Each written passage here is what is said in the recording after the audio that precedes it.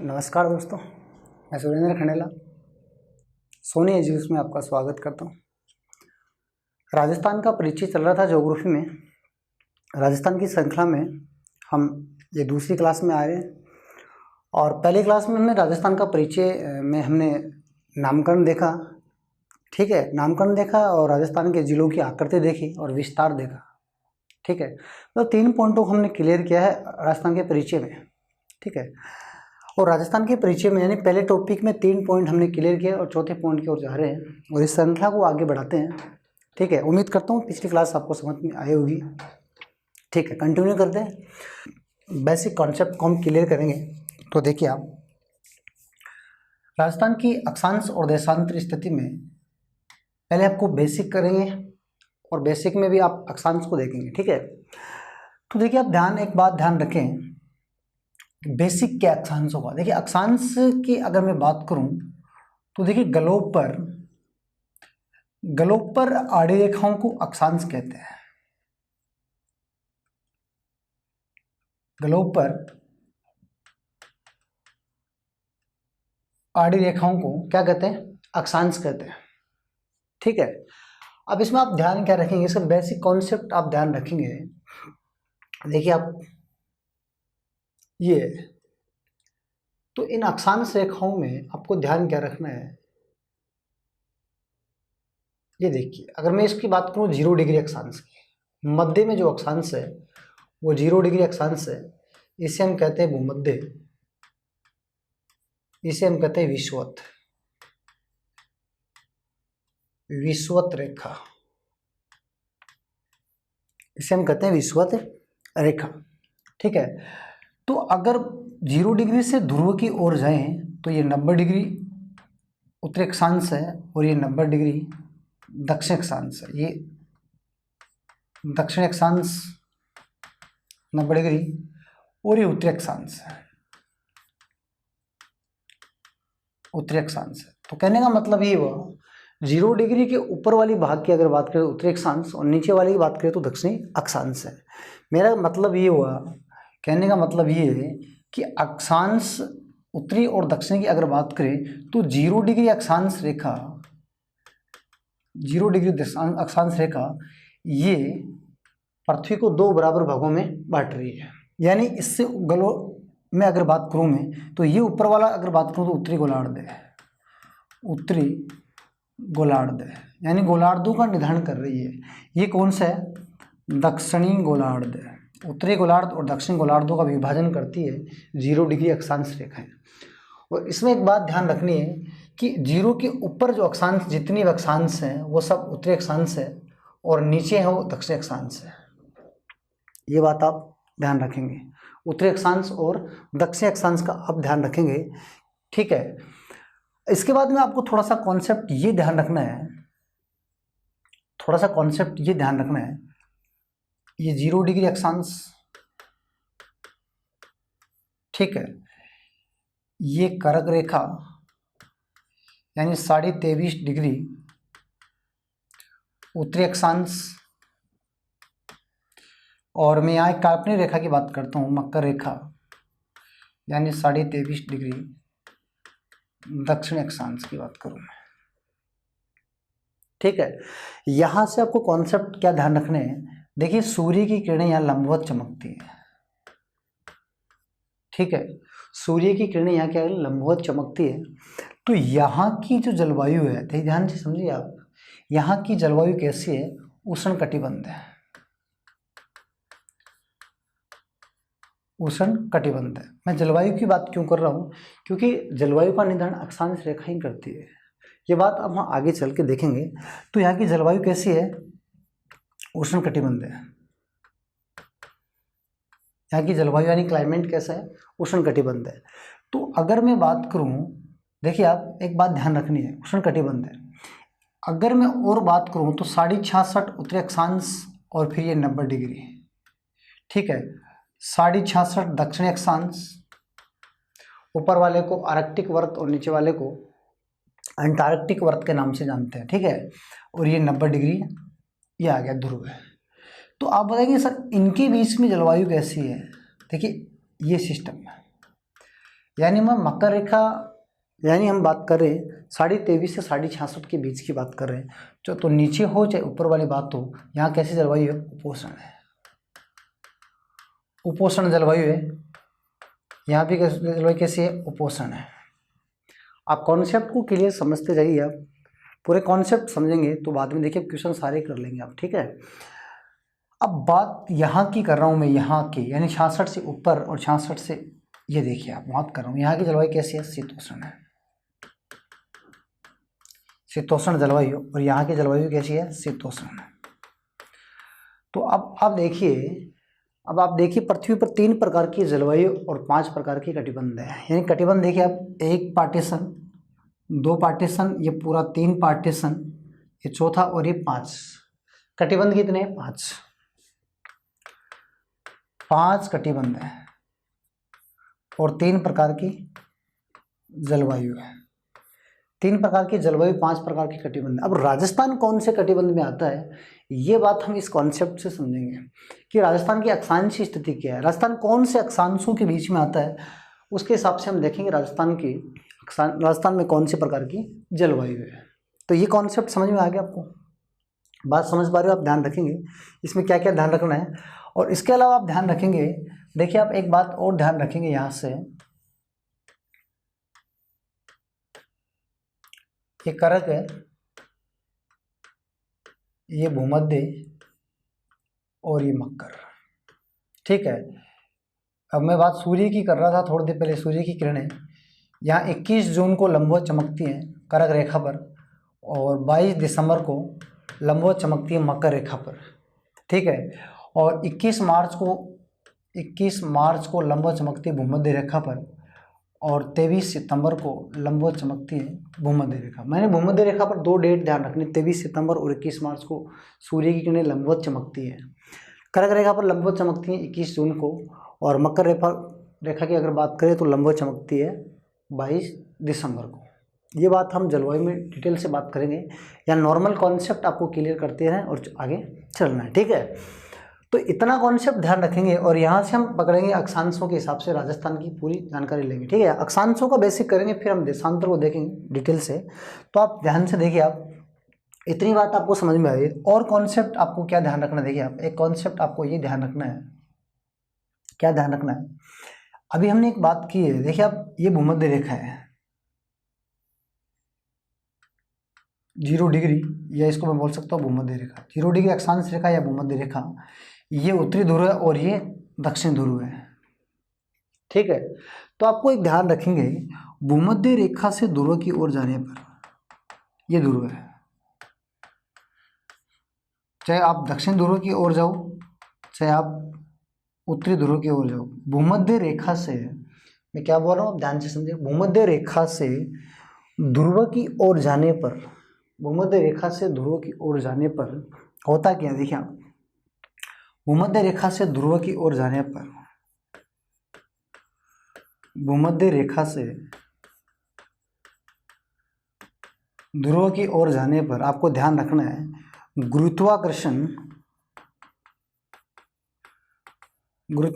की शक्ति बढ़ती है। एक बात तो ये ध्यान रखना है, भूमध्य रेखा से ध्रुव की ओर जाने पर गुरुत्वाकर्षण की शक्ति बढ़ती है, और भूमध्य रेखा से ध्रुव की ओर जाने पर सूर्य की किरणों में तिरछापन होता है। सूर्य की किरणों का तिरछापन बढ़ता है, यानी लंबवत चमकती है। देखिए सूर्य की किरणें लंबवत चमकती है कर्क और मकर के बीच में। जैसे आप कर्क रेखा से ऊपर जाएंगे या मकर रेखा से नीचे जाएंगे तो ऑटोमेटिक सूर्य की किरणों में क्या आएगा, तिरछापन आएगा, और इतना तिरछापन आ जाएगा कि ध्रुव पर 6 महीने की रात और 6 महीने के दिन हो जाएंगे। इस कॉन्सेप्ट से हम क्वेश्चन करने होने वाले हैं, अगली स्लाइड में अभी बात करेंगे। 2 मिनट बाद में हम यही बात करेंगे कि इनसे क्वेश्चन बनते कैसे हैं। तो आप शांति से देखिए, आप इनके अलावा मैं और बात करूँ, ये 2 बात आप ध्यान रखनी। और क्या होता है, देखिए भूमध्य रेखा से ध्रुव की ओर जाएंगे तो मरुस्थल के विस्तार में वृद्धि होगी। सर ऐसा क्यों? क्योंकि भूमध्य रेखा पर वर्षा सर्वाधिक होती है, क्योंकि यहाँ तापमान ज़्यादा होता है तो यहाँ वायुदाब क्या होता है, कम होता है। ठीक है। तो हवाओं की विशेषता क्या होती है, निम्न वायुदाब से उच्च वायुदाब से निम्न वायुदाब की ओर आती है, तो भूमध्य रेखाओं की ओर आती है। या वर्षा सर्वाधिक होती है, वर्षा सर्वाधिक होती है तो यहाँ जैव विविधता सर्वाधिक है। भूमध्य रेखा पर जैव विविधता सर्वाधिक है, वर्षा सर्वाधिक होती है। जब जैव विविधता सर्वाधिक वर्षा सर्वाधिक हो तो यहाँ मरुस्थल का विस्तार कम पाया जाएगा, ठीक है। तो इसका कॉन्सेप्ट ये भी समझ में आ गया कि सर भूमध्य रेखा पर से ध्रुव की ओर जाएंगे तो जैव विविधता में भी कमी आएगी। जैव विविधता में कमी, जैव विविधता में कमी, मरुस्थल के विस्तार में वृद्धि होगी। मरुस्थल के विस्तार में वृद्धि होगी यानी मरुस्थल बढ़ेंगे, ठीक है। फिर और देखिए और क्या कॉन्सेप्ट है, दिन और रात की अवधि का अंतर भी बढ़ेगा। भूमध्य रेखा पर सूर्य की किरणें लंबवत चमकती हैं, एकदम सीधी चमकती है, तो दिन और रात की अवधि बराबर होती है, भूमध्य रेखा पर बराबर होती है। जैसे भूमध्य रेखा से ध्रुव की ओर जाएंगे तिरछापन आएगा और दिन रात की अवधि बढ़ती जाएगी। ध्रुव पर 6 महीने के दिन और 6 महीने की रात, इतना अंतर हो जाता है। तो भूमध्य रेखा से ध्रुव की ओर जाने पर क्या हो जाता है, दिन और रात की अवधि का अंतर बढ़ जाता है। दिन रात की अवधि का अंतर बढ़ जाता है। देखिए मैं अभी थोड़ी देर बाद में इन कॉन्सेप्ट को क्लियर करने के बाद में मैं क्वेश्चन करवाऊंगा। आप सारे को ये कॉन्सेप्ट लगाएंगे, हर क्वेश्चन को कर पाएंगे। ये मेरा वादा है कि एक भी क्वेश्चन कोई भी एग्जाम का बाहर नहीं जाएगा, ठीक है। आप बने रहिए शांति से। तो दिन और रात की अवधि का अंतर बढ़ जाएगा और देखिए सूर्य की किरणों का तिरछापन होगा तो वायुदाब में भी अंतर आएगा, ठीक है। तो आंधियाँ भी सर्वाधिक आएंगी। जैसे जैसे भूमध्य रेखा से आप दूर जाएंगे तो आंधियाँ सर्वाधिक आती है। यही कारण है राजस्थान के श्री गंगानगर भूमध्य रेखा से दूर है तो आंधियाँ ज़्यादा है, और जैसे जैसे राजस्थान में नीचे आते हैं दक्षिणी ओर तो आंधियाँ कम हो जाती है। तो ध्यान रखें। अब तो मैं क्या लिखूँ, देखिए आप दिन और रात की अवधि का अंतर कम होता है, ठीक है। ये सारे देखिए भूमध्य रेखा से ध्रुव की ओर जाने पर ये सब हो रहे हैं। तो ध्रुव से भूमध्य रेखा की ओर वापस आएंगे तो ये सारे पॉइंट क्या हो जाएंगे, विपरीत हो जाएंगे। हमें एक पॉइंट क्लियर करना, वापस इनके विपरीत हो जाएंगे। तो यहाँ क्या होता है, देखिए सूर्य की किरणों का तिरछापन होता है और आपको ध्यान रखना है यहाँ से आंधियों में क्या होती है, वृद्धि होती है। आंधियों में वृद्धि होती है तो वायुदाब में वृद्धि होती है। वायुदाब में वृद्धि होती है। अगर वायुदाब में वृद्धि होती है इसका मतलब तापमान क्या होता है, कम होता है। तापमान क्या होता है, कम होता है। इतनी बात आप ध्यान रखेंगे। ये जितनी भी बात मैंने लिखी ये भूमध्य रेखा से ध्रुव की ओर जाने पर होता है। भूमध्य रेखा से ध्रुव की ओर जाने पर ये बात आप ध्यान रखेंगे और इन्हीं से क्वेश्चन बनेंगे, ठीक है। राजस्थान के 4 जिले देंगे, निम्न में से कौन से जिले में गुरुत्वाकर्षण की शक्ति ज़्यादा है, निम्न में से कौन से जिले में आंधियाँ सर्वाधिक आती हैं। ये कोई ज़रूरी नहीं सिर्फ गंगानगर और बांसवाड़ा ही आए, आप ध्यान रखेंगे। ये सारे कॉन्सेप्ट से मैं क्वेश्चन बनाऊंगा आगे। तो इतना कॉन्सेप्ट आप समझ पा रहे होंगे, उम्मीद मैं करता हूँ, ठीक है। और ये बात समझ पा रहे होंगे कि यह जलवायु 5 प्रकार की कटिबंध, 3 प्रकार की जलवायु। तो राजस्थान में कौन सी है ये भी हम बात करेंगे। राजस्थान की जलवायु कैसी, उपोष्ण है, क्योंकि राजस्थान की अक्षांश स्थिति इनके बीच में है, यानी 23.5 से 66 के बीच में राजस्थान की अक्षांश स्थिति है। तो राजस्थान की जो जलवायु कैसी है, उपोष्ण है। लेकिन राजस्थान के डूंगरपुर और बांसवाड़ा से कर्क रेखा गुजरती है। तो कर्क रेखा गुजर रही है, इसका मतलब कर्क रेखा के नीचे और मकर रेखा के ऊपर जलवायु कैसी है, उष्ण कटिबंध। तो राजस्थान के 2 जिले ऐसे हैं जहाँ पर उष्ण कटिबंध जलवायु पाई जाती है, डूंगरपुर और बांसवाड़ा। बाकी राजस्थान की जलवायु कैसी है, उपोष्ण है। यहाँ से कॉन्सेप्ट से हम पता लगाएंगे, बात समझ पा रहे हैं, ठीक है। और अक्षांश किसे कहते हैं, आड़ी रेखाओं को अक्षांश कहते हैं, ठीक है। ये भी आप ध्यान रखेंगे। ये ध्यान रखेंगे 0 डिग्री के ऊपर उत्तरी गोलार्ध और 0 डिग्री के नीचे दक्षिणी गोलार्ध। इससे ये क्वेश्चन ध्यान रखेंगे। इससे ध्यान रखेंगे अक्षांश किसे कहते हैं, आड़ी रेखाओं को। इससे ये ध्यान रखेंगे कि 0 के ऊपर कितनी 90 है और 0 के नीचे भी कितनी है, 90 है। बात समझ पा रहे हैं, ठीक है। इससे आपसे क्वेश्चन ये बनाएंगे कि भूमध्य रेखा से ध्रुव की ओर जाने पर कौन कौन से क्वेश्चन सामने आते हैं, ठीक है। इतनी बात आप ध्यान रखेंगे। अक्षांश के बेसिक में बात करें आगे अक्षांशों में। तो देखिए आप अक्षांश रेखाओं के महत्वपूर्ण तथ्य की अगर मैं बात करूं कि क्या क्वेश्चन और बनते हैं अक्षांश रेखाओं से, तो आप एक बात ध्यान रखेंगे, अक्षांश रेखाओं से क्वेश्चन और क्या बनते हैं। आपको पता है कि अक्षांश रेखा की, देखिए आप आड़ी रेखाओं को अक्षांश कहते हैं। ये जो रेखाएं आड़ी रेखाएं अक्षांश है, ये देखिए आप, ये आड़ी रेखाएं क्या है, अक्षांश रेखाएं। ये उत्तरी ध्रुव है और ये दक्षिण ध्रुव है, ये 0 डिग्री और ये 90 है। उत्तरी ध्रुव और ये दक्षिण ध्रुव की अगर बात करूँ तो ये दक्षिणी ध्रुव है। ठीक है, अब बात क्या है कि क्वेश्चन कैसे बनते हैं। देखिए क्वेश्चन मैं बनाने की कोशिश कर रहा हूँ। मेरा पहला क्वेश्चन आपसे ये है कि ग्लोब पर कुल कितनी अक्षांश है, ग्लोब पर कुल कितनी अक्षांश है। तो मेरा पहला क्वेश्चन आपसे है कुल अक्षांश कितनी है, ग्लोब पर कुल कितनी अक्षांश है। तो आप बोलोगे सर 0 के ऊपर 90 है और 0 के नीचे भी कितनी है, 90 है, और एक 0 सेम भी है। तो 90 90 180 और 0 खुद भी है, तो कितनी होगी 180 है। सॉरी 180 प्लस 1 है 181 है। अगर मैं बात करूँ कुल, अगला क्वेश्चन मेरा है ग्लोब पर कुल कितनी अक्षांश रेखा है। अक्षांश, अब की बार मैं अक्षांश रेखा की बात कर रहा हूँ, ध्यान रखें आप, रेखा की। तो आप बोलोगे सर 181 तो अक्षांश है, उनमें से 2 कम कर देंगे तो कितनी होगी 179। 2 कम करने का कारण क्या है, देखिए आप, मैंने एक तो किया है उत्तरी ध्रुव को कम और एक किया दक्षिण ध्रुव को। उत्तरी ध्रुव और दक्षिण ध्रुव अक्षांश तो हैं लेकिन अक्षांश रेखा नहीं है, ये पॉइंट के बराबर ही है। जबकि रेखा क्या होती है, एक बिंदु को दूसरी बिंदु से मिलाने से रेखा बनती है, जबकि ये तो पॉइंट ही है। बात समझ पा रहे हो। तो उत्तरी ध्रुव और दक्षिण ध्रुव को कम करने से या जो बचे वो क्या है, रेखाएं हैं। अब मेरा अगला क्वेश्चन है, देखिए आप, अक्षांश में सबसे बड़ी अक्षांश की बात करें और सबसे छोटे अक्षांश की बात करें तो सबसे बड़ी अक्षांश है 0 डिग्री और सबसे बड़ी की बात करें तो 0 डिग्री और छोटी की बात करूँ तो 90 डिग्री है। बात समझ पा रहे हो। सबसे बड़ी अक्षांश और सबसे छोटे अक्षांश की अगर बात करें तो 0 डिग्री और 90 डिग्री, लेकिन अक्षांश रेखा नहीं है 90 डिग्री, ध्यान रखना आप। ठीक है, अगर क्वेश्चन मेरा उल्टा क्वेश्चन ये है अक्षांश रेखा, अक्षांश रेखा में अगर मैं बड़ी पूछूं तो भी क्वेश्चन ये है, उत्तर ये आएगा 0 डिग्री। ठीक है, लेकिन अक्षांश रेखा में अगर मैं छोटी पूछूं तो फिर अब 90 नहीं आएगा, क्योंकि 90 तो क्या है, अक्षांश ही अक्षांश रेखा नहीं है। तो 90 से जस्ट पहले वाले लेंगे 89 डिग्री। बात समझ पा रहे हो, बात समझ पा रहे हैं। ठीक है, इसके अलावा देखिए आप अक्षांशों और क्वेश्चन क्या बनते हैं, आकृति कैसी है, अक्षांश रेखाओं की आकृति ग्लोब में कैसी है। तो आपको ग्लोब में आकृति कैसे दिख रही है, एक वर्ताकार रूप में दिख रही है। कैसे दिख रही है, वर्ताकार। एक रेखा है वो पूरी, जैसे एक फुटबॉल है, फुटबॉल की चारों ओर अगर लाइन खींच दें, बीचों बीच एक लाइन खींचे, फिर ऊपर एक लाइन खींचे, ये सब क्या है, वर्ताकार है। कैसी है, वर्ताकार है, वर्ताकार। कैसी आकृति, वर्ताकार। ग्लोब पर अक्षांश रेखाओं की आकृति कैसी होती है, तो वर्ताकार होती है, आप ध्यान रखेंगे। ठीक है, अब बात करें इनके बीच की दूरी कितनी है। देखिए आप, इनके 2 अक्षांशों के बीच की दूरी समान होती है।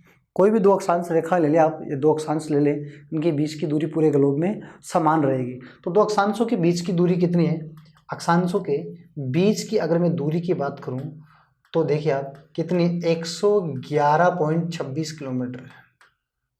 आपको ध्यान क्या रखना है, 111 का ध्यान रखना है, 111 किलोमीटर है। ठीक है, ठीक है। इनके बीच के स्थान को क्या कहते हैं, बीच स्थान होता है इनके बीच के, 2 अक्षांश रेखाओं के बीच स्थान को क्या कहते हैं, बीच स्थान। 2 अक्षांश रेखाओं के बीच के स्थान को क्या कहते हैं, तो आप ध्यान रखें, जोन या कटिबंध कहते हैं, जोन या कटिबंध कहते हैं, जोन या कटिबंध कहते हैं। 2 अक्षांश रेखाओं के बीच के स्थान को जोन या कटिबंध कहते हैं। बीच की दूरी मैंने बता दी, आकृति मैंने बता दी। अब ध्यान रखिए सर, अक्षांश रेखा करती क्या है, ये निर्धारण किसका करती है, ये क्या काम में आती है, किसका निर्धारण करती है। तो आप ध्यान रखेंगे, एक तो ये जलवायु का निर्धारण करती है, क्लाइमेट का निर्धारण करती है। अक्षांश रेखाओं के से ही हम बता सकते हैं कि यहाँ की जलवायु कैसी है, कौन से अक्षांशों के बीच में कौन सा शहर स्थित है या कौन सा जिला स्थित है या कौन सा राज्य स्थित है, तो वहाँ से हम क्लाइमेट बता सकते हैं कौन क्लाइमेट कैसी है। तो ये जलवायु का निर्धारण करती है।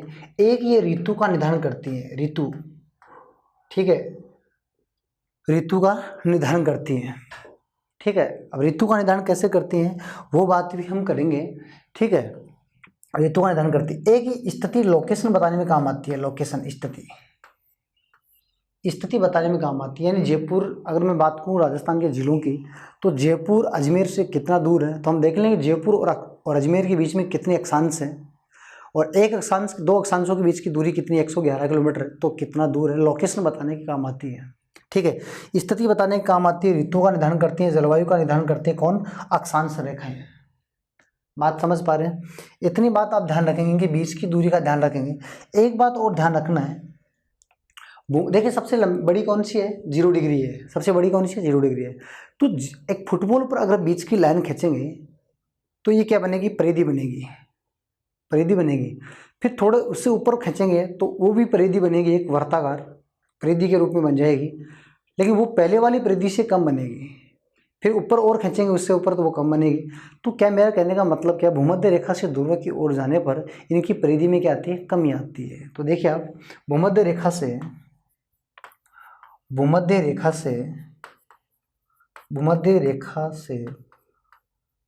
ध्रुव की ओर जाने पर, भूमध्य रेखा से ध्रुव की ओर जाने पर अक्षांश रेखाओं की परिधि में कमी आती है। अक्षांश रेखाओं की परिधि में क्या आती है, कमी आती है, परिधि में कमी आती है। किसकी परिधि में, अक्षांश रेखाओं की परिधि में कमी आती है, अक्षांश रेखाओं की परिधि में कमी आती है। ये आपको ध्यान रखना है। तो इतने पॉइंट आपको, महत्वपूर्ण तथ्य आपको ध्यान रखना है कि क्या काम करते हैं, कितनी है, कुल कितनी, आकृति कैसी है, ये आपको ध्यान रखना है। ठीक है, अक्षांश रेखाओं में इससे पहले हमने कॉन्सेप्ट क्लियर कर दिया। अब आप ध्यान रखें, देखिए ये कॉन्सेप्ट और पहले वाले कॉन्सेप्ट से क्वेश्चन बनेंगे, भारत के संदर्भ में भी बनेंगे और राजस्थान के संदर्भ में भी बनेंगे। तो आप देखिए, आप आगे हम बात करते हैं अक्षांश स्थिति। भारत के अगर मैं संदर्भ में को थोड़ा देखूं, अक्षांश स्थिति का मतलब आड़ी रेखाएं होती है, अक्षांश का मतलब आड़ी रेखाएं। अब आप बात करेंगे कि सर अक्षांश भारत के संदर्भ में देखें, तो आप एक बात ध्यान रखेंगे, ग्लोब में एक बात को ध्यान में लेकर चलेंगे, ये 0 डिग्री है, यानी इसको हम भूमध्य रेखा कहते हैं, विषुवत रेखा, भूमध्य रेखा यही है। ठीक है, इससे ऊपर उत्तरी गोलार्ध है और इससे नीचे कौन है, दक्षिणी गोलार्ध है। बात समझ पा रहे हैं? तो मेरा कहने का मतलब क्या है, उत्तरी गोलार्ध और ये क्या है, दक्षिणी गोलार्ध। यहां आएंगी दक्षिणी अक्षांश। दक्षिणी गोलार्ध में जितनी भी आड़ी रेखाएं आएंगी उनका नाम, सबका नाम दक्षिणी अक्षांश रहेगा। बात समझ रहे हो आप? और उत्तरी गोलार्ध में जितनी भी आएंगे उनका सबका नाम क्या रहेगा, उत्तरी अक्षांश रहेगा। चाहे वो कोई देश हो, कोई शहर हो, कोई भी राज्य हो। अगर मैं बात करूं, जैसे मैं बात करता हूं अमेरिका की, ये अमेरिका है, मेरी बात समझने की कोशिश करना आप, ये अमेरिका है। ठीक है, यूएसए की अगर मैं बात करूं, यूएसए, तो अमेरिका कौन से गोलार्ध में, आप बताइए सर, उत्तरी गोलार्ध में। तो अमेरिका में आप कहीं पर भी आड़ी लाइन खींच दो, काल्पनिक रेखा, तो उन सभी का नाम क्या होगा, उत्तरी अक्षांश होगा। चाहे अमेरिका का दक्षिण भाग हो, चाहे अमेरिका का मध्य भाग हो, अमेरिका में कहीं पर भी आप लाइन खींच दो, कहीं पर भी आड़ी लाइन, तो उन सभी रेखाओं का नाम क्या होगा, उत्तरी अक्षांश होगा। क्या होगा, उत्तरी अक्षांश होगा, क्योंकि अमेरिका कौन से गोलार्ध में, उत्तरी अक्षांश में। अगर मैं बात करूं ऑस्ट्रेलिया, तो अगर मैं बात करूं ऑस्ट्रेलिया, ध्यान से समझे आप कॉन्सेप्ट को, ऑस्ट्रेलिया कौन से गोलार्ध में है, दक्षिणी गोलार्ध में है। तो आप ऑस्ट्रेलिया में आप आड़ी लाइन कहीं पर भी खींच दो, सभी आड़ी लाइनों का नाम क्या होगा, दक्षिणी अक्षांश होगा। ऑस्ट्रेलिया में आप कहीं पर भी लाइन खींच दो, आड़ी लाइन, तो उनका नाम क्या होगा, दक्षिणी अक्षांश होगा। उम्मीद करता हूं आप समझ पा रहे होंगे इस बात को। ठीक है, अब मेरे प्यारे दोस्तों, अगर मैं भारत की बात करूं, ये भारत है, आई लव माई इंडिया। अगर मैं भारत की बात करूं तो भारत में कहीं पर भी आड़ी लाइन खींच दो आप। ठीक है, भारत के चाहे वो दक्षिणी भाग हो, ये कोई जरूरी नहीं आप कौन से भाग में खींच रहे हो, दक्षिणी भाग में खींचेंगे तो भी उत्तरी नाम होगा। ठीक है, भारत कौन से गोलार्ध में, उत्तरी गोलार्ध में, ये आप कॉन्सेप्ट ध्यान रखेंगे। और भारत में जितनी भी अक्षांश है, भारत कौन से अक्षांशों के बीच में है, तो जितनी भी अक्षांशों के बीच में भारत है, देखिए आप, ठीक है, ये दक्षिणी और ये उत्तरी, जिन अक्षांशों के बीच में भारत है वो सब उत्तरी अक्षांश है, चाहे भारत का कोई सा भी हिस्सा हो। तो भारत कौन से गोलार्ध में है, उत्तरी गोलार्ध में। ये बात आप ध्यान रखो, अक्षांशों के हिसाब से भारत उत्तरी गोलार्ध में और देशांतरों के हिसाब से पूर्वी गोलार्ध में, तो भारत विश्व में स्थिति पूछे तो उत्तर पूर्वी गोलार्ध में है। बात समझ पा रहे हो? और भारत अगर उत्तरी पूर्वी गोलार्ध में है तो भारत में ही तो राजस्थान है, तो राजस्थान भी उत्तरी पूर्वी गोलार्ध में है। सेम स्थिति राजस्थान के साथ करनी है। राजस्थान में भी सभी अक्षांशों का नाम क्या होगा? उत्तरी अक्षांश। आप समझ पा रहे होंगे। अब देखिए, आप अगर मैं बात करूं राजस्थान की मुख्य भूमि की, राजस्थान की मुख्य भूमि की अगर मैं बात करूं तो देखिए 8 डिग्री 4 मिनट उत्तरी अक्षांश। अब कुछ स्टूडेंट सोच रहे हैं कि सर ये तो दक्षिण राजस्थान भारत का दक्षिण भाग है, भारत का कोई सा ही भाग हो, नाम क्या आएगा? उत्तरी अक्षांश। ये 8 है, ठीक है, यानी 0 से हम ऊपर आ रहे हैं, नीचे 0, 8 से नीचे क्या है? 0, 0 से हम धीरे धीरे ऊपर आ रहे हैं। बात समझ पा रहे हो? ये 0 है, 0 के ऊपर 1 2 3 4 5 ऐसे चलेंगे, टोटल कितनी है? 90 है। तो भारत 0 के पास तो है नहीं, 0 से थोड़ा ऊपर है। तो भारत जहाँ से स्टार्ट होता है मुख्य भूमि, वो कहाँ है? कितना है? 8 डिग्री 4 मिनट उत्तरी अक्षांश से उत्तरी अक्षांश से 9 10 11 12 ऐसे चलेंगे आगे, ठीक है। तो भारत का ये देखिए आप उत्तरी बिंदु इंद्राकोल,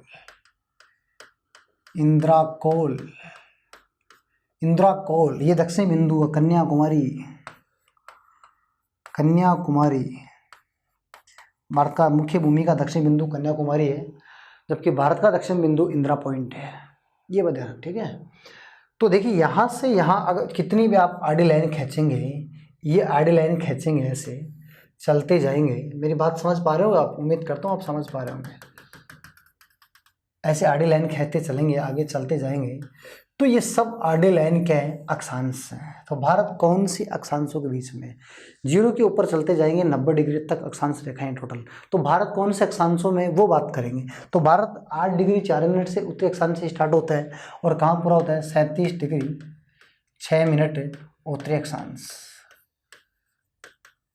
भारत इन अक्षांशों के बीच में स्थित है, ठीक है।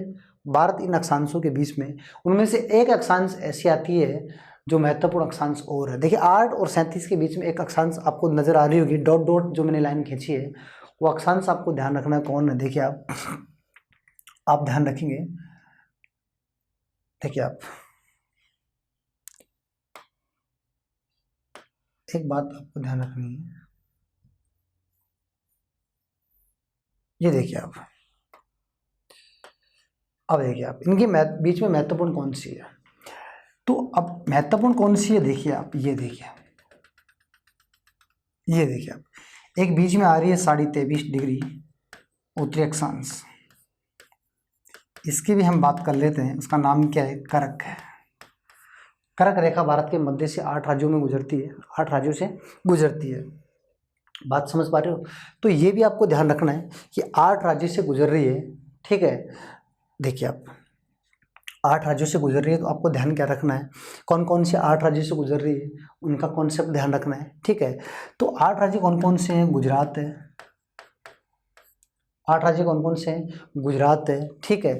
गुजरात के अलावा राजस्थान है, राजस्थान के बाद में कौन सा? एमपी है, एमपी के बाद में छत्तीसगढ़ है, ठीक है। झारखंड है,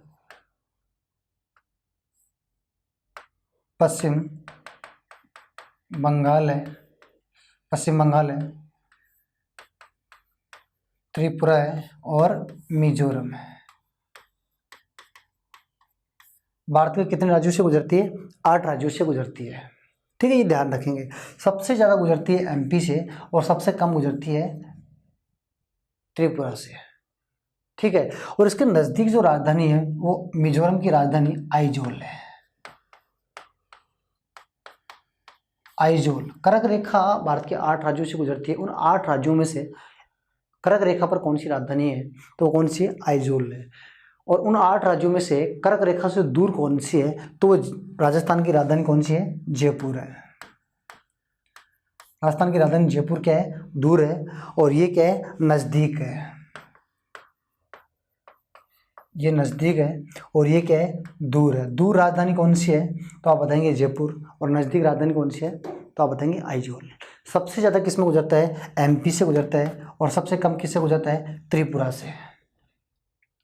ठीक है। और कर्क रेखा की अगर मैं बात करूं, कर्क रेखा एशिया से अगर गुजर रही है, या एशिया की बात नहीं करूं, ठीक है, पूरे वर्ल्ड की अगर मैं बात करूं तो सबसे ज़्यादा गुजरती है भारत से, और सबसे कम गुजरती है ताइवान से। सबसे कम गुजरती है ताइवान से, और सबसे ज़्यादा गुजरती है भारत से। बात समझ पा रहे हैं? ठीक है, इतना ध्यान रखेंगे आप। तो आप ये ध्यान रखना है भारत कौन से अक्षांशों के बीच में। अगर बात ये कर ले कि भारत की मुख्य भूमि की बात नहीं करें, और एक क्वेश्चन पूछे कि भारत की अक्षांशीय स्थिति प्रारंभ होती है, तब देखिए मुख्य भूमि से पूछे तो 8 डिग्री 4 मिनट है, और मुख्य भूमि की बात ही नहीं करें तो आप ध्यान रखेंगे 6 डिग्री 4 मिनट है उत्तरी अक्षांश, यानी ग्रेट निकोबार की बात कर रहा हूँ मैं। किसकी बात कर रहा हूँ, ग्रेट निकोबार।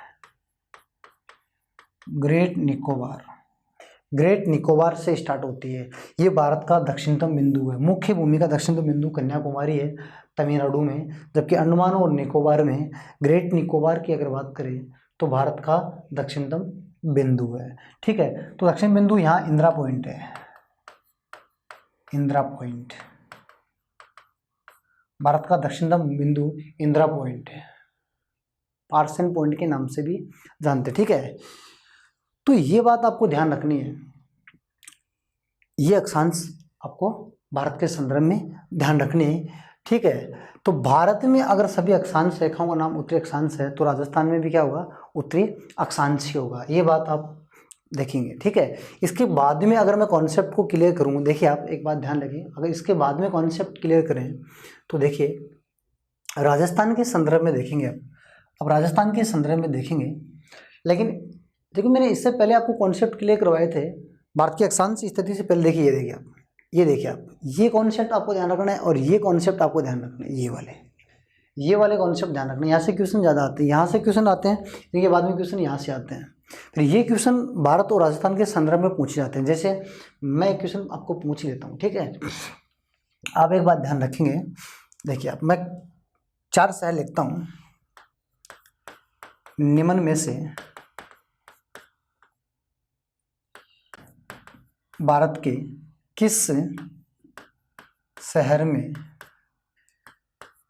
दिन व रात की अवधि का अंतर कम है। मेरे ऑप्शन 4 मैं आपको दे रहा हूँ, ऑप्शन 4 ऑप्शन आपको दे रहा हूँ। गांधीनगर, ठीक है, बात समझ पा रहे हो, गांधीनगर, जयपुर, शिमला, ठीक है, शिमला के बाद में आप बात करें चेन्नई।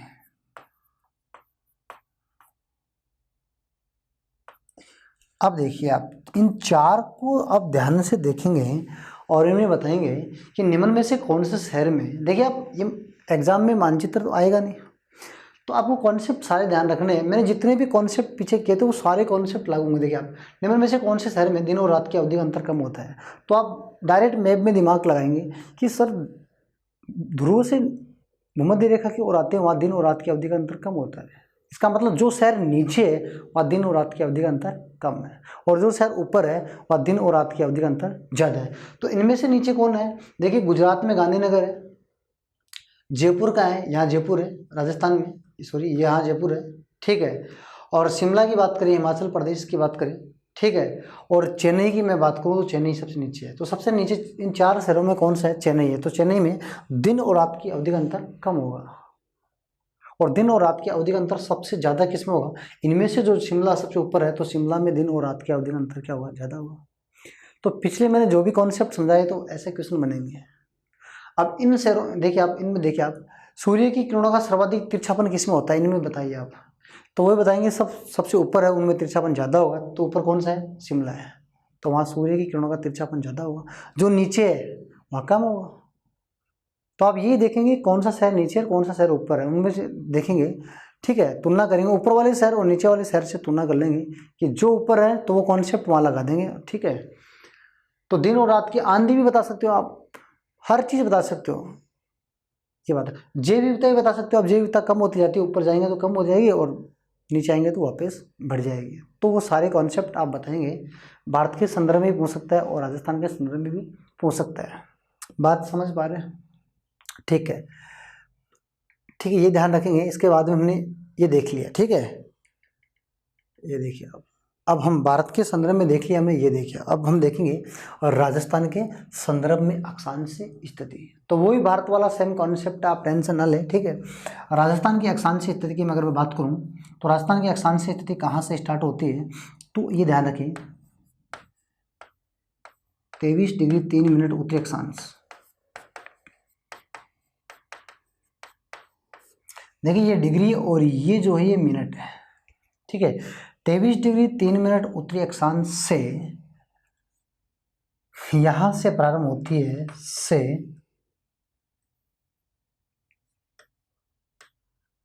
23 डिग्री से स्टार्ट होती है 30 डिग्री 12 मिनट उत्तरी अक्षांश। 23 3 से 30 12 के मध्य राजस्थान की अक्षांश स्थिति है। 23 3 से 30 12, वो भी उत्तरी अक्षांश, ये भी उत्तरी अक्षांश, ये ध्यान रखेंगे, ठीक है। और राजस्थान की अक्षांशीय स्थिति का अंतर कितना है ये भी आप बता सकते हैं। राजस्थान की अक्षांशीय स्थिति का अगर अंतर पूछ ले तो अंतर भी आप बता सकते हैं। सर अंतर कर लेंगे, 30 में से 23 घटा देंगे तो यहाँ तो कितने बच गए 7, और 12 मिनट से 3 मिनट हम घटा देंगे तो वहाँ कितनी बच गई 9, ठीक है। तो 9 degree 60 degree 9 minute, 60 degree 9 minute Rajasthan की अक्षांश स्थिति का अंतर है, ठीक है। इनके बीच में राजस्थान है। अब आप देख लीजिए, मैंने स्टार्टिंग में जो पॉइंट बताए थे कि राजस्थान की जलवायु कैसी है, अब आप देख लीजिए। आप राजस्थान 23 डिग्री से ऊपर है और 30 डिग्री तक है, ठीक है। तो राजस्थान की जलवायु कैसी है, उपोष्ण है। जबकि कर्क रेखा यहाँ से गुजरती है, देखिए अब कर्क रेखा, ये कर्क रेखा 23.5 डिग्री को हम कर्क रेखा कहते हैं। कर्क रेखा के नीचे जो पार्ट है ये देखिए आप, यहाँ की जलवायु कैसी है, यहाँ की जलवायु कैसी है, उष्ण कटिबंध है। राजस्थान के 2 जिलों की जलवायु कैसी है, उष्ण कटिबंध, डूंगरपुर और बांसवाड़ा। कर्क रेखा राजस्थान में 26 किलोमीटर, कर्क रेखा की लंबाई राजस्थान में कितनी है 26 किलोमीटर है। ये डूंगरपुर के चीखली गांव को छूती हुई बांसवाड़ा की कुशलगढ़ तहसील से गुजरती है। डूंगरपुर के चीखली गांव को छूती हुई बांसवाड़ा की कुशलगढ़ तहसील से गुजरती है, यानी राजस्थान के 2 जिलों से गुजरती है। राजस्थान के 2 जिले कौन कौन से हैं, डूंगरपुर और बांसवाड़ा। राजस्थान के डूंगरपुर और बांसवाड़ा जिले से कर्क रेखा गुजरती है। इसकी लंबाई कितनी है 26 किलोमीटर है, ठीक है। और कर्क रेखा इन दोनों जिलों में से सबसे ज़्यादा गुजरती है बांसवाड़ा से। और कर्क रेखा पर, कर्क रेखा के नज़दीक जिला मुख्यालय भी किसका है, बांसवाड़ा का ही है। बात समझ पा रहे हैं आप, ठीक है, ठीक है। कर्क रेखा कम गुजरती है किससे, डूंगरपुर से गुजरती है, टोटल गुजरती है 26 किलोमीटर, ठीक है। और कर्क रेखा राजस्थान की अक्षांश स्थिति जहाँ से स्टार्ट होती है वहाँ से ऊपर से कर्क रेखा है, ठीक है। और कर्क रेखा को 2 बार, ऐसी कौन विश्व की मात्र नदी कौन सी है जो कर्क रेखा को 2 बार काटती है, वो माही नदी है। माही नदी जब कर्क रेखा को काटती है, जब कर्क रेखा, माही नदी जब गुजरती है ऐसे और कर्क रेखा को काटती है तो ए प्रकार की आकृति बनाती है, जबकि माही खुद कैसी आकृति बनाती है, यू, उल्टे यू की जैसी आकृति बनाती है। कर्क रेखा को काटती है तब ए प्रकार की बनाती है, जबकि माही नदी की अगर बेसिन की आकृति देखें तो कैसी है, उल्टे यू की जैसी है। बात समझ पा रहे हैं। तो कर्क रेखा का भी आप ध्यान रखेंगे। राजस्थान के कौन कौन से जिलों से गुजरती है, ज़्यादा किससे गुजरती है, इसका जिला मुख्यालय किसका है, बांसवाड़ा का है। बात समझ रहे, भारत के टोटल 8 राज्यों से गुजरती है, ठीक है। तो इनके बीच में है, ठीक है, इनके बीच में कौन, राजस्थान, इनके बीच में आपका राजस्थान है। अब यहाँ से भी आप कॉन्सेप्ट पूछेंगे, सर यहाँ से क्वेश्चन बताइए, तो देखिए मैं एक जिला यहाँ लिख रहा हूँ पाली, ठीक है, एक जिला मैं यहाँ लिख रहा हूँ नागौर। अब आप बोलोगे सर गंगानगर से, कोई जरूरी नहीं गंगानगर से आए, ये जरूरी नहीं है, ठीक है, क्वेश्चन कैसे बन सकते हैं। और एक जिले की बात करूँ मैं झालावाड़, और एक जिला में यहाँ लिख रहा हूँ बीकानेर। अब इन 4 जिलों को आप ध्यान में रखेंगे और क्वेश्चनों का जवाब देंगे। राजस्थान के इन 4 जिलों की बात करूँ मैं, निम्न में से इन 4 जिलों की बताना है, ठीक है। इन 4 जिलों में दिन और रात की अवधि का अंतर सर्वाधिक कहाँ है? दिन और रात की अवधि का अंतर सर्वाधिक कहाँ है? अब बताओ सर, कर्क रेखा यानी भूमध्य से ऊपर जाएंगे तो कर्क रेखा, फिर और ऊपर जाएंगे तो ध्रुव की ओर जाएंगे। तो जैसे जैसे भूमध्य रेखा से ऊपर की ओर जाएंगे दिन और रात की अवधि का अंतर बढ़ेगा। तो इनमें से ऊपर जिला कौन सा है? 4 5 देखिए, एक तो झालावाड़ की बात कर रहा हूँ मैं, एक पाली की बात कर रहा हूँ, और एक नागौर की, एक बीकानेर की। इन 4 में से सबसे ऊपर जिला कौन सा है? इन 4 में से ध्यान रखना अब, तो सबसे ऊपर कौन सा है? बीकानेर है। बीकानेर में दिन और रात की अवधि का अंतर सर्वाधिक है, और दिन और रात की अवधि का अंतर इन 4 में से कहाँ है? झालावाड़ में। अगर ये पूछे राजस्थान कहाँ है, तो आप बताओगे सबसे नीचे वहाँ कम है, तो कौन सा है? बांसवाड़ा है। बांसवाड़ा में दिन और रात की अवधि का अंतर कम होता है, और डूंगरपुर बांसवाड़ा में कम होता है, और श्री गंगानगर में ज़्यादा होता है, क्योंकि गंगानगर सबसे ऊपर है, बांसवाड़ा सबसे नीचे है, इसलिए गंगानगर में ज़्यादा होता है और यहाँ कम होता है। लेकिन कोई ज़रूरी नहीं बांसवाड़ा और बांसवाड़ा और श्री गंगानगर ही है, कोई भी 4 जिले आ सकते हैं। इन 4 जिलों में आप बताइए, इन 4 जिलों में सबसे ज़्यादा आंधियाँ कहाँ आती है? तो आप बताएंगे सर बीकानेर, झालावाड़ में कम।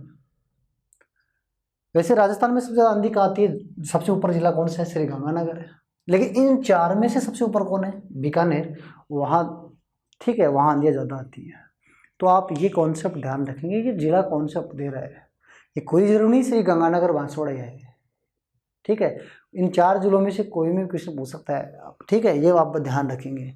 इन 4 जिलों में ठीक है 4-4 के जोड़े, 3-3 के जोड़े आ जाए, या 5-5 के जोड़े आ जाए, तो आप ध्यान रखेंगे किस जोड़े में कौन सा जिला ऊपर है और कौन सा जिला नीचे है, और क्वेश्चन क्या पूछ रहे हैं, ठीक है। भूमध्य रेखा से ध्रुव की ओर जाने पर बहुत क्वेश्चन बनते हैं। मैंने बताया था दिन और रात की अवधि का अंतर, आंधियाँ बताई थी, जैव विविधता बताई थी, ठीक है, तापमान बताया था, मरुस्थल के विस्तार बढ़ता है। तो देख लीजिए आप, मरुस्थल का विस्तार बढ़ रहा है। इन 4 जिलों में मरुस्थल का विस्तार सर्वाधिक है बीकानेर में। यही कॉन्सेप्ट है, वो सारे कॉन्सेप्ट आपको ध्यान रखने हैं, ठीक है। दिन और रात की अवधि का अंतर है, आंधी है, क्वेश्चन कोई भी क्वेश्चन पूछ सकता है, तो आप ध्यान रखेंगे, ठीक है। ठीक है, तो यही क्वेश्चन मैंने भारत के संदर्भ में पूछा था, और मैंने बताया था कि क्वेश्चन कोई सा पूछा। गुरुत्वाकर्षण की शक्ति की मैं बात करूं, इन 4 जिलों में सर्वाधिक गुरुत्वाकर्षण का प्रभाव कहाँ है? तो आप बताओ सर बीकानेर में। बात समझ पा रहे हैं, ठीक है। तो आप ऐसे ही क्वेश्चन बनाएंगे राजस्थान और भारत में, तो आप ध्यान रखेंगे, ठीक है। और अगर मैं बात करूं, देखिए आप, अगर मैं और बात करूं तो आप एक बात और ध्यान रखेंगे नोट में, अक्षांशों से संबंधित। एक तो आप ध्यान रखेंगे कि सर ग्लोब पर अक्षांश रेखाएं कैसी होती हैं? आड़ी होती है। कैसे होती हैं? आड़ी होती हैं। और देशांतर रेखाएं कैसी होती हैं? खड़ी होती हैं। कैसे होती हैं? खड़ी होती है। खड़ी रेखाओं को देशांतर कहते हैं और आड़ी रेखाओं को अक्षांश कहते हैं। तो जब ये काटती हैं, जब एक ये जाल बनता है, देखिए आप, जब अक्षांश और देशांतर के द्वारा जो एक बनता है ये जाल सा, इसे क्या कहते हैं? ग्रिड कहते हैं, ग्रिड या जाल। अक्षांश और देशांतर रेखाओं को काटने से तो बीच के स्थान को क्या कहते हैं? ग्रिड या जाल कहते हैं। ये बात आप ध्यान रखेंगे। इसके बाद में आप एक बात और ध्यान रखेंगे, सर ग्लोब में एक जीरो डिग्री खड़ी रेखाओं को क्या कहते हैं? देशांतर रेखा। तो 0 डिग्री देशांतर रेखा और 0 डिग्री अक्षांश रेखा। अभी अक्षांशों की बात हमने की है, देशांतरों की बात भी हम करेंगे, ठीक है। तो 0 डिग्री देशांतर रेखा और 0 डिग्री अक्षांश रेखा कहाँ काटती है? अटलांटिक महासागर में काटती है। अटलांटिक महासागर में कहाँ काटती है? अफ्रीका महाद्वीप के पास में गिनी की खाड़ी। अफ्रीका महाद्वीप के पास में गिनी की खाड़ी के पास में काटती है। तो ये ध्यान रखेंगे, 0 डिग्री, ये क्वेश्चन पूछा गया क्वेश्चन है, 0 डिग्री अक्षांश रेखा और 0 डिग्री देशांतर रेखा दूसरों को कहाँ काटती हैं? अटलांटिक महासागर में काटती हैं, अफ्रीका के पास में गिनी की खाड़ी के पास में काटती हैं, ठीक है। और एक अक्षांश और देशांतर रेखाओं के बीच की दूरी को क्या, बीच वाले स्थान को क्या कहते हैं? ग्रिड या जाल कहते हैं। ये बात ध्यान रखेंगे, और ये बात आप ध्यान रखेंगे, और ये ध्यान रखेंगे अक्षांशों के हिसाब से राजस्थान कौन से गोलार्ध में? उत्तरी गोलार्ध में। और भारत कौन से गोलार्ध में? तो भारतीय उत्तरी गोलार्ध में। देशांतरों की हम बात करेंगे, फिर अक्षांश और देशांतर से और राजस्थान की स्थिति का एक क्वेश्चन बनता है, वो हम क्वेश्चनों की बात करेंगे। तो देखिए आप देशांतर रेखाओं की ओर बढ़ते हैं। तो देखिए आप देशांतर रेखाएं, अगला पॉइंट हमारा कौन सा है, देशांतर रेखाएं। ठीक है, राजस्थान के परिचय का 5वां पॉइंट की अगर मैं बात करूं, वो पॉइंट कौन सा है, देशांतर रेखाएं। तो देशांतर रेखाओं को हम बेसिक देखें पहले, आप कॉन्सेप्ट समझने की बात करें। देखिए अब देशांतर रेखाओं का मैं अगर बेसिक की मैं बात करूं, तो देखिए आप, तो आप कहेंगे सर बात ऐसी है। देखिए आप यहाँ देख लेते हैं, यहाँ देखिए आप, देशांतर रेखाएं क्या है, खड़ी रेखाओं को देशांतर रेखा कहते हैं। ग्लोब पर खड़ी रेखाओं को देशांतर रेखाएं कहते हैं। और देशांतर रेखाओं की खासियत क्या है, देखिए विशेषता क्या है, ये एक बिंदु से स्टार्ट होती है और एक ही बिंदु पर मिलती है। ठीक है, यानी उत्तरी ध्रुव पर जहाँ पर मिल जाती है, दक्षिण ध्रुव से उत्तरी ध्रुव में मिल जाती है।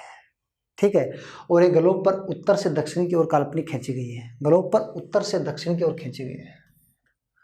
ग्लोब पर ये कैसे खींची गई है, उत्तरी से और दक्षिण, उत्तरी भाग से दक्षिण भाग, यानी उत्तरी ध्रुव से दक्षिण ध्रुव की ओर काल्पनिक रेखाएं खींची गई हैं, वो सब क्या है, देशांतर रेखाएं हैं। ठीक है, और ग्लोब पर पश्चिम से पूर्व की ओर खींची गई, पश्चिम से पूर्व की ओर खींची गई काल्पनिक रेखाएं क्या कहलाती हैं, आड़ी रेखाएं क्या कहलाती है, अक्षांश रेखाएं कहलाती है। वो पश्चिम से पूर्व हैं और ये उत्तर से दक्षिण है। ठीक है, ये बात ध्यान रखेंगे। ठीक है, ये बात आप ध्यान रखेंगे। ठीक, अब इनमें क्या है, आपको ध्यान क्या रखना है, देखिए आप एक बात ध्यान रखेंगे। ठीक है, ये 0 डिग्री देशांतर रेखा है, ये बीच में बात करूँ मैं तो 0 डिग्री देशांतर रेखा है।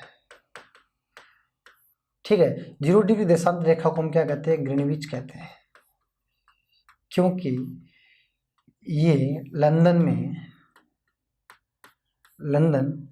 ये राजधानी है, लंदन किसकी, इंग्लैंड की राजधानी है।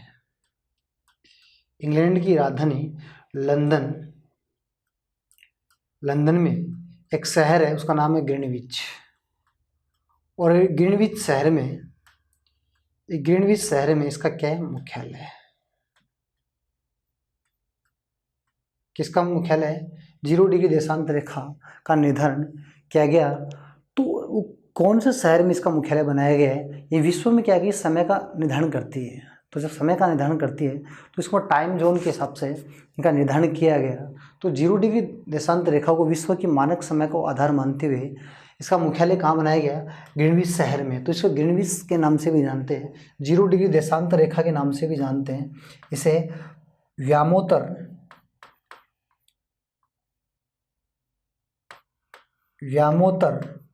रेखा के नाम से भी जानते हैं, इसे व्यामोत्तर रेखा, प्रधान व्यामोत्तर रेखा के नाम से भी जानते हैं।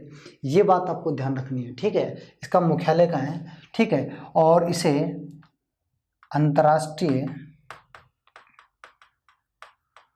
अंतर्राष्ट्रीय समय मानक रेखा भी कहते हैं।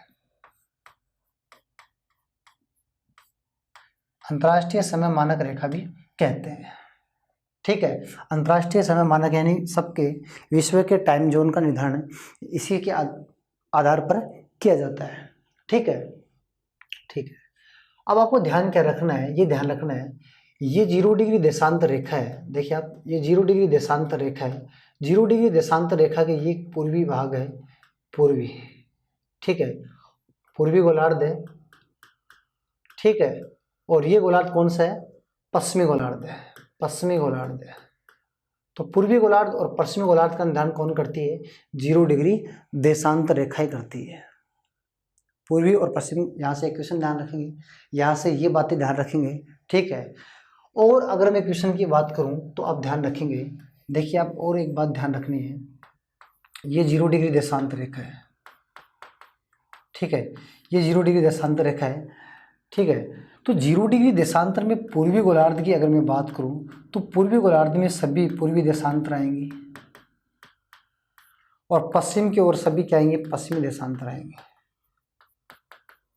आप ध्यान रखेंगे, पूर्वी गोलार्ध की ओर सभी पूर्वी देशांतर आएंगे और पश्चिमी गोलार्ध की अगर मैं बात करूं तो सभी पश्चिमी देशांतर आएंगे। अब आप किसी की बात कर ले, जैसे पहले हमने यूएसए की बात की थी, अभी मैं यूएसए की बात कर लेता हूँ।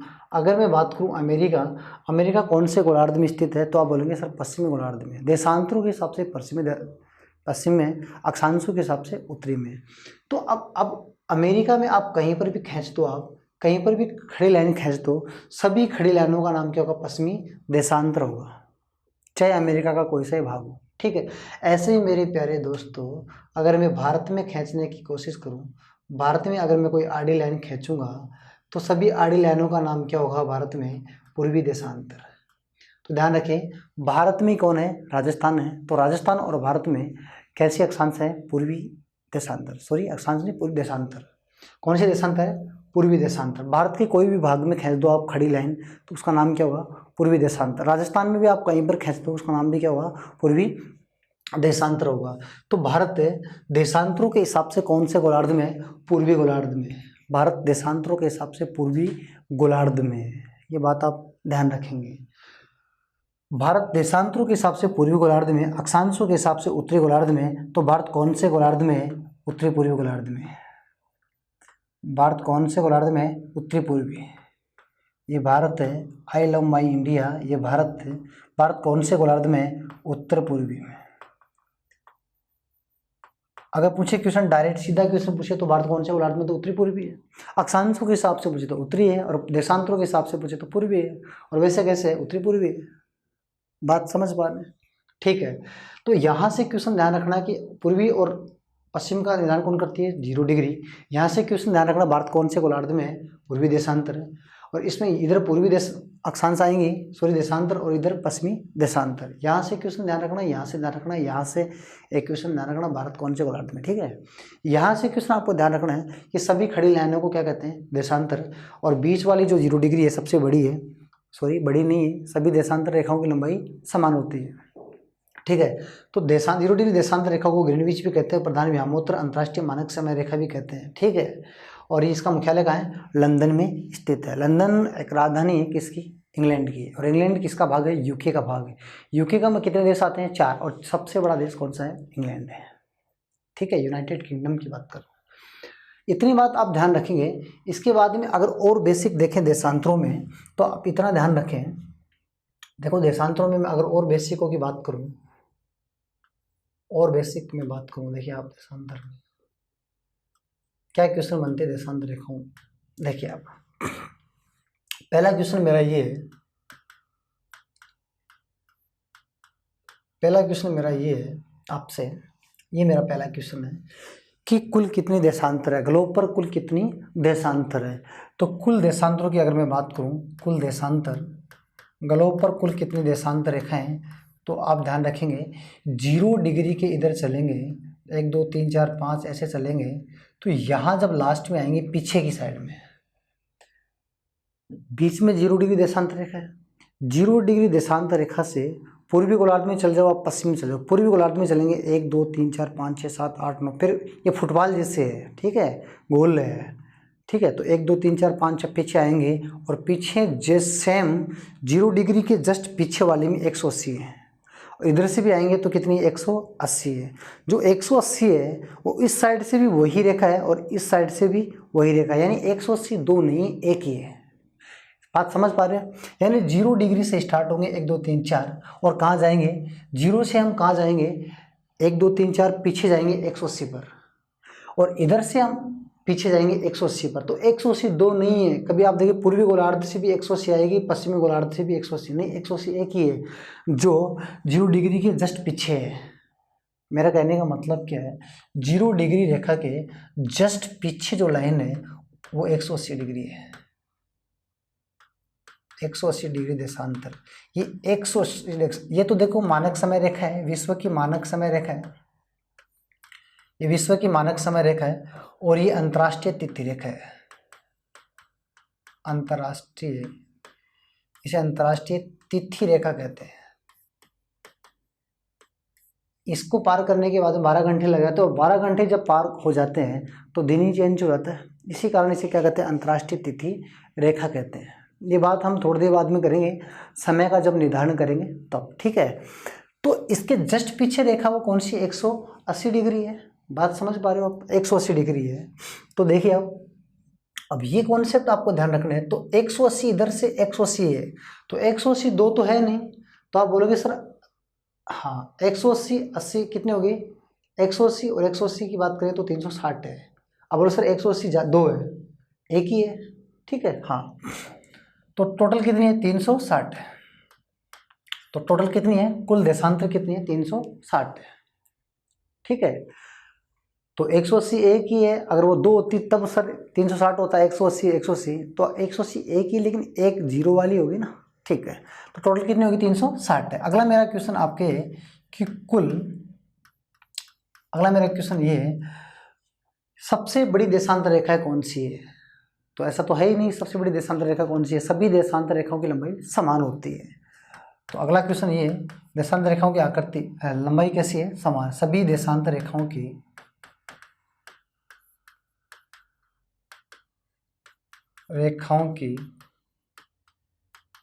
लंबाई क्या होती है, समान। सभी देशांतर रेखाओं की लंबाई क्या होती है, समान होती है, ठीक है। बड़ी और छोटे वाला कोई सिस्टम नहीं है, ठीक है। देशांतर रेखाओं के बीच की दूरी को क्या कहते हैं, तो आप ध्यान रखेंगे, बीच जो स्थान है देशांतर रेखाओं के बीच के स्थान को क्या कहते हैं, गोरे कहते हैं। क्या कहते हैं, गोरे कहते हैं, ठीक है। और देशांतर रेखाओं के बीच की दूरी कितनी है, देशांतर रेखाओं के बीच की दूरी देखो, भूमध्य रेखा से ध्रुव की ओर जाएंगे तो कम हो जाएगी। देखिए आप देखिए, यहाँ दूरी ज़्यादा है, फिर यहाँ दूरी कम हो गई, फिर और कम हो गई, ऐसे कम हो, ध्रुव की ओर जाएंगे तो कम हो जाएगी। तो भूमध्य रेखा के पास में इनकी दूरी सबसे ज़्यादा होती है, और जैसे जैसे ध्रुव की ओर जाएंगे तो इनकी बीच की दूरी क्या हो जाएगी, कम हो जाएगी।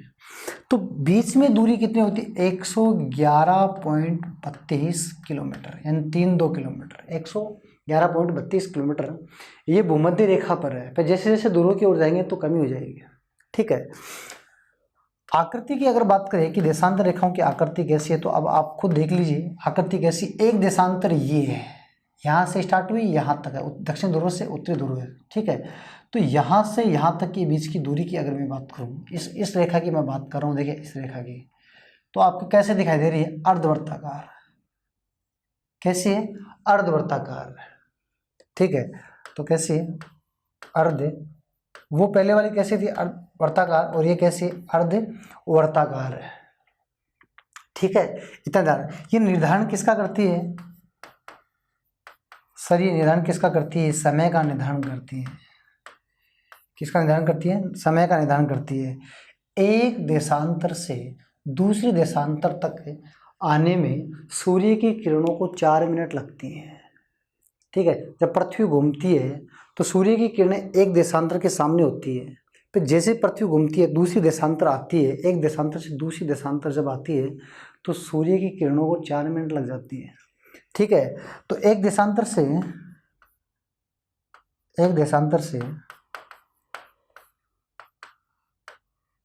दूसरी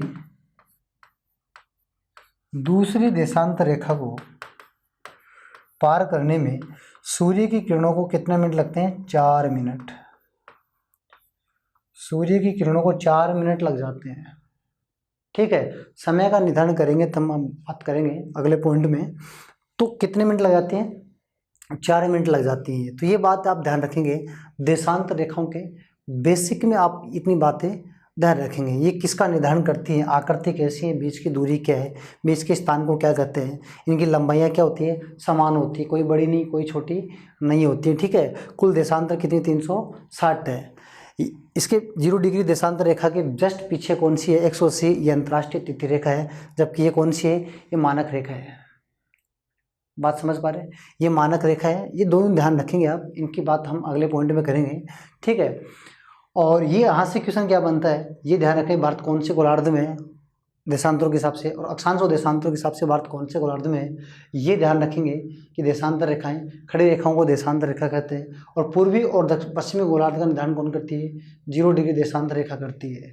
फिर ये ध्यान रखना, जो बीच में जो उसका नाम क्या है, ग्रीनविच है, देशांतर रेखा है, व्यामोत्तर अंतर्राष्ट्रीय समय मानक रेखा है।